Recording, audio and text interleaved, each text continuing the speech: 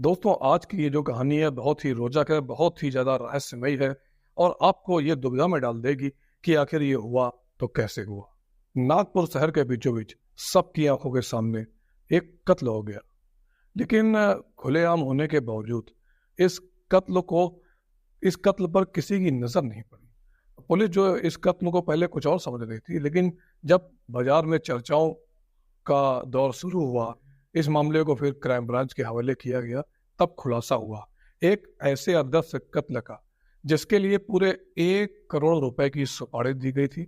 वो कहते हैं ना कि एक बार अगर कोई चीज होती है तो वो एक बार जो होता है वो दिखता नहीं, और जो दिखता है वो होता नहीं। सीसीटीवी कैमरे और ये जो तस्वीरें थी ये कुछ ऐसे ही बयां कर रहे थे। एक बुजुर्ग शख्स जो था वो हाथ में झूला लिए पैदल सड़क पर जा रहा था। उसकी नजरें नीची थी, लेकिन थोड़ी दूर वो आगे बढ़ता है और पीछे से एक कार आ रही थी तेज रफ्तार से, वाइट कलर की i20 कार। वो उसको कुचल देती है और आगे बढ़ जाती है। ये सारी तस्वीरें सीसीटीवी में कैद हो जाती हैं, लेकिन इन्हें देखकर फौरी तौर पर इतना ही कहा जा सकता था कि ये जो मामला है ये एक्सीडेंट का है। पिछले महीने यानी कि मई महीने की 22 तारीख को ये जो वारदात हुई, ये सीसीटीवी में जब नागपुर पुलिस ने इसको देखा तो उसको ऐसा लगा कि ये जो वाकया है, ये जो एक्सीडेंट है, ये जो वारदात है, ये सिर्फ एक एक्सीडेंट है और कुछ नहीं।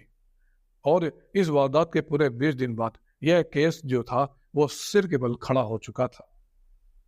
पता चला कि ये जो केस है इसमें एक्सीडेंट नहीं बल्कि सोची समझी साजिश के तहत एक कत्ल किया गया था। इस कत्ल के लिए जो कातिल थे उनको 1 करोड़ रुपए की सुपारी दी गई थी। इस बुजुर्ग आदमी के कत्ल करने की किसने दी, और ये पूरी वारदात को एक्सीडेंट दिखाने की कोशिश किसने की? इस तरह के बहुत सारे जो सवाल थे ये सभी के मन में उमड़ आए थे। जो नागपुर की ये जो वारदात हुई, इसमें जब तफ्तीश हुई तो उसके बाद कातिल के जो चेहरे थे वो बेनकाब भी हुए, और जो पुलिस वाले थे, पुलिस ने जब अपने पूरा जोर लगाया तो वो भी हैरत में पड़ गए, क्योंकि इस बुजुर्ग की जो कत्ल की जो मास्टरमाइंड थी वो एक महिला थी। वह महाराष्ट्र के ही Gadchiroli Chandrapur town planning and department की असिस्टेंट डायरेक्टर यानी कि सरकारी महकमे की क्लास 1 श्रेणी की ऑफिसर थी। जब साजिश उस महिला के साथ एक दूसरा चेहरा और भी था, प्रशांत पलेवा, जो नागपुर के ही micro and small medium enterprises यानी कि MSME का डायरेक्टर था। ये भी एक सीनियर क्लास 1 ऑफिसर था। दोनों इतने बड़े सरकारी अफसर थे, और इस बुजुर्ग की जान के पीछे इनका नाम क्यों आया? अपने पूरे परिवार, अपनी पूरी जिंदगी को इन लोगों ने दांव पर लगा दिया। यह जानने के लिए आप लोगों को सिलसिलेवार तरीके से इस पूरी वारदात को समझना होगा। 22 मई की सुबह करीब 11:15 बजे के आसपास 82 साल के पुरुषोत्तम पुट्टेवार पास के ही एक अस्पताल में पैदल जा रहे थे अपनी बेटी घर। उनकी पत्नी अस्पताल में भर्ती थी, कुछ दिनों से उसका इलाज चल रहा था, और उनका यही रूटीन चल रहा था कि वो अस्पताल जाते और पैदल अपनी बेटी घर पहुंचते।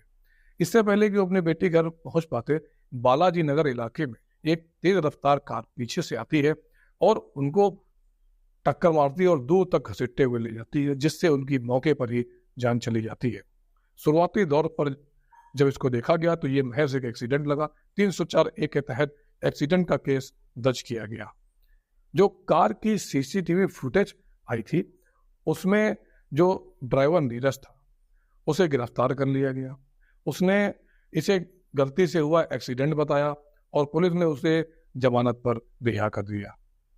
धीरे धीरे पूरे नागपुर शहर में इस एक्सीडेंट को लेकर तरह तरह की बातें होने लगी, क्योंकि पुरुषोत्तम पुट्टेवार के पास करोड़ों की प्रॉपर्टी थी, और इनका जो प्रॉपर्टी थी ये इनके ही अपने ही कई लोगों से, कई रिश्तेदारों से इनका कई सालों से विवाद चल रहा था।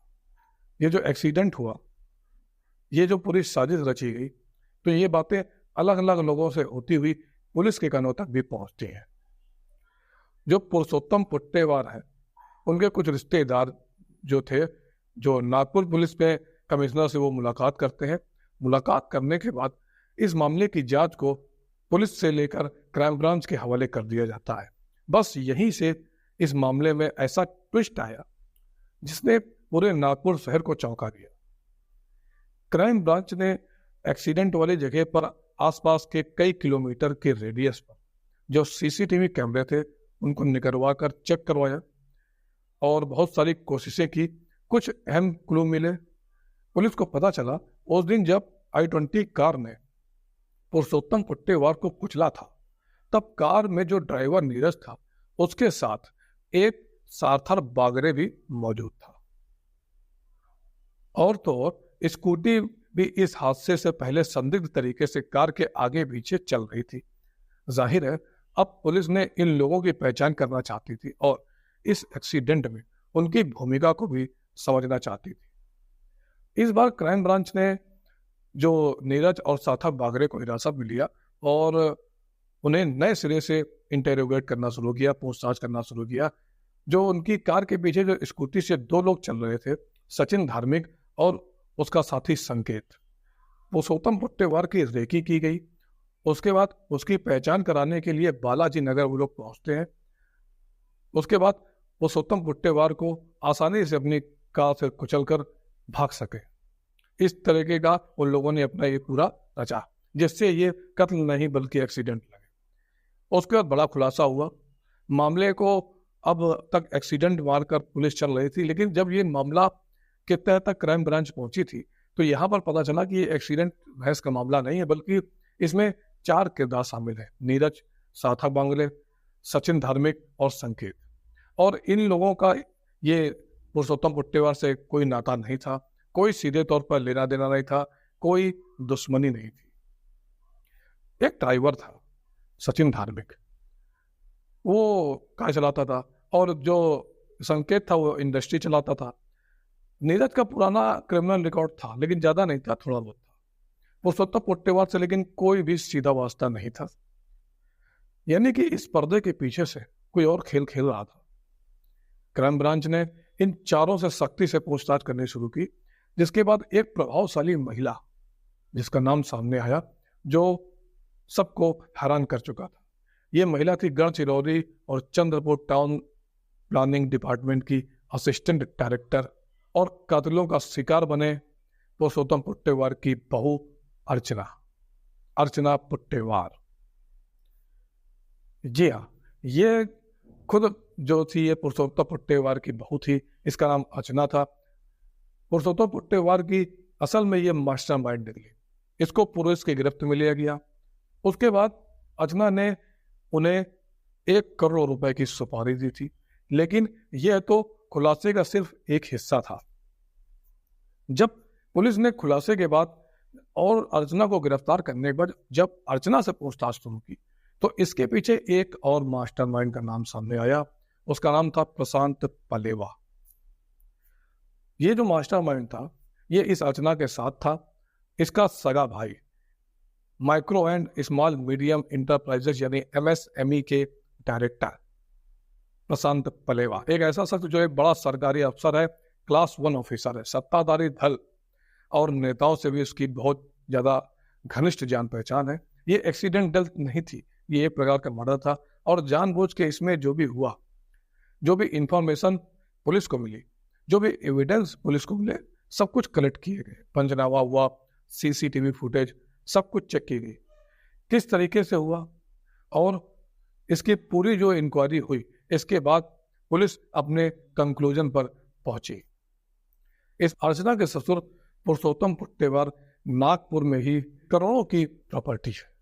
इसके अलावा जो ये पुट्टेवार है इनके पास जमीन भी है, प्रॉपर्टी भी है, बहुत सारा इनके पास पैसा है। इसी को लेकर इनका विवाद चल रहा था। कुछ लोग दावा कर रहे थे कि विवाद की जो जड़ है, इसमें जितनी जो प्रॉपर्टी है उसकी कीमत लगभग 300 करोड़ रुपए बैठती है। अर्चना की ससुराल में कोई मॉल बनाने की चाहत थी। पुरुषोत्तम पुट्टेवार अपनी इस प्रॉपर्टी का एक बड़ा हिस्सा अपनी बेटी को भी देना चाहते थे। बस ये जो बात थी, ये अर्चना पुट्टेवार यानी कि उसकी बहू को नागवार गुजरी। और जो पुलिस की जो तफ्तीश हुई उसमें अर्चना ने अपने ससुर की जो प्रॉपर्टी थी वो अकेले ही हथियाने के इरादे से पूरी साजिश रची और किराए के कातिलों को लेकर उसका कत्ल कराया। प्रॉपर्टी का जो मामला था, इनकी जो प्रॉपर्टी थी उसको लेकर बहुत सारा विवाद चल रहा था। अर्चना जो थी वो अपने ड्राइवर सार्थक भांगरे को इस काम के लिए राजी करती है। 1 करोड़ रुपए की सुपारी का लालच देती है। सार्थक और सचिन धार्मिक जो दूसरे कातिलों से भी उसने बात की और पुरुषोत्तम के कत्ल करने के लिए उन लोगों ने हामी भर दी, क्योंकि पैसों की रकम बहुत ज्यादा थी। पैसों की सुपारी तो दी गई और सचिन धार्मिक को एक बियर बार का लाइसेंस देने का भी लालच दिया गया। अर्चना ने यह काम जो था उसको कर देने पर उसे अपने भाई यानी MSME का जो डायरेक्टर था प्रशांत फलेवा, उससे लाइसेंस जो था उसको दिलाने की मदद करने की भी बात कही। जो भाई था वो अपनी बहन अर्चना को लगातार इस पूरे कत्ल के साजिश में सपोर्ट कर रहा था।